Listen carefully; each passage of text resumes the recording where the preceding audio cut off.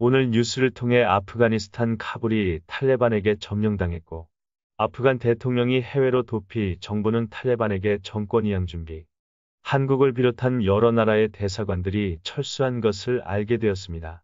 근래 태을 신수와 관련된 구군 내용을 계속 올리다 보니 이번 것도 함께 나누면 좋을 듯 싶어 몇 글자 적어봅니다.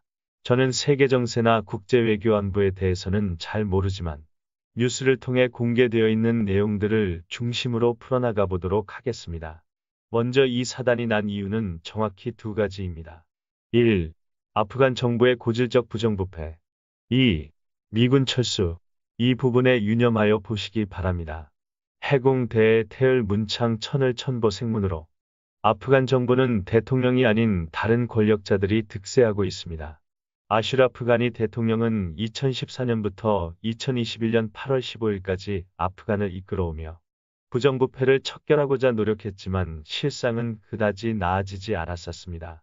거기에 작년 2020년 대선에서 여러 차례 재검표가 이루어지면서 야당의 반발을 사고 아슈라프 가니 대통령과 압둘라 최고행정관이 각각 대통령 취임을 해 국가적 혼란을 발생.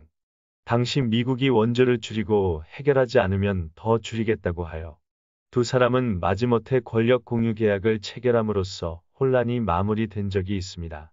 가니 대통령이 얼마나 청렴했는지는 모르겠지만 적어도 너무 많이 부패한 아프간을 바꾸기에는 힘이 부족했던 것으로 보입니다. 거기에 바로 옆 자궁, 지주, 정계, 객대 합신이 태을즉 아프간 정부를 압박하니 아프간 정부의 적인 탈레반을 가리킨다고 봅니다. 아프간 정부군을 가리키는 손궁, 대경, 시격, 주대, 천충, 사무는 보통 아군 측 장군이 적측 참모를 고립시키는 것으로 해석해야 하지만 여기서는 도리어 적측 참모가 장군을 구슬리는 것으로 해석해야 옳습니다.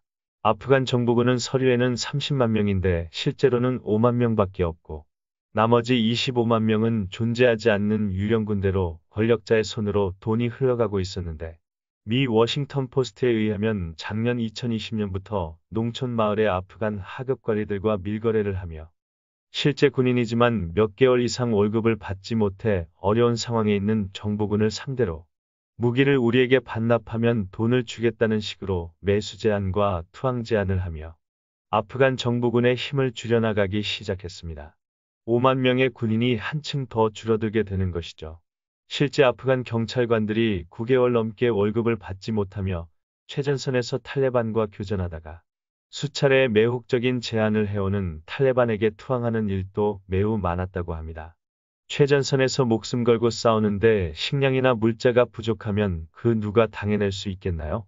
9개월이나 무월급으로 목숨 걸고 싸운 그들이 참 대단했다고 봅니다. 아마도 25만 명의 유령군대 월급은 단 한 번도 밀린 적이 없지 않았을까 싶습니다. 2021년 7월 아프간 재건 특별감사관실은 아프가니스탄 국가안보에 880억 달러, 즉 약 102조 원 이상이 쓰였는데 그 돈이 잘 쓰였는지는 전투 결과가 말해줄 것이라고 하였습니다. 그런데 결과는 다들 아시는 바와 같이 탈레반의 카불 점령으로 잘 쓰이지 않았다가 되었습니다. 축궁 양덕 계신 태세군기 천심두문으로 국가의 위험은 크게 파괴되고 즉 아프간 정부는 탈레반에게 정권 이양을 하게 되며 아프가니스탄의 경제는 크게 타격을 입게 됩니다. 또한 묘궁 고총 객소 정대 대유 천주 경문이 유궁 대족 신기 민기 천령 휴문을 충하니 정치와 민간 경제 역시 크게 흔들리게 됩니다. 주산일 잡양불화 양화 객산 25 두생무문 정산사시 부마로 파워게임을 보면 객산에 해당하는 탈레반이 주산에 해당하는 아프간 정부를 이깁니다. 객산이 25 두생무문이긴 하지만 주산이 1로 너무나 많은 수 차이가 있고 탈레반군 7, 8만 명 대 아프간 정부군 5만 명 이하. 인원적으로는 탈레반 2대 아프간 1 정도였을 것으로 보이고 이미 사기가 떨어질 대로 떨어진 아프간 정부군을 상대로 탈레반군의 승리는 굳이 더 볼 필요 없죠.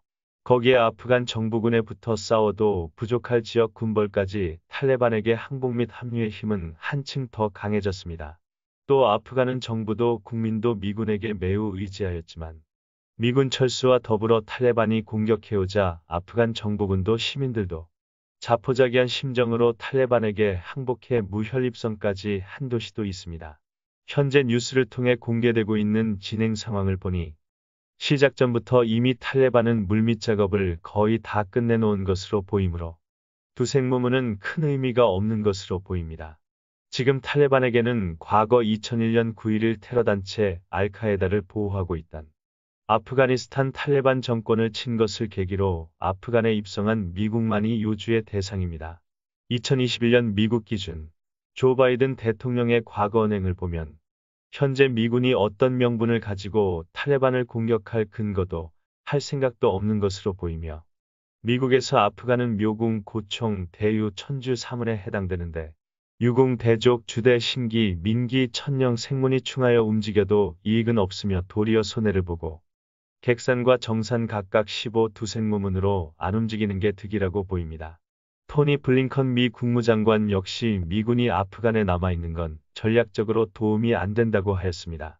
또 얼마나 신뢰할 수 있는 정보인지는 알 수 없지만 일부에서는 탈레반이 점령한 아프간 미군의 빈자리를 중국군이 들어갈 거라는 이야기도 있는데 미중 전쟁의 지렛대로 일부러 아프간이 탈레반에게 점령당하고 중국군이 들어올 수 있도록 했다라는 분석도 있습니다. 실제로 탈레반의 카불 점령으로 여러 나라의 대사관들이 철수하고 있지만 중국과 러시아는 대사관을 계속 유지하고 있다고 합니다.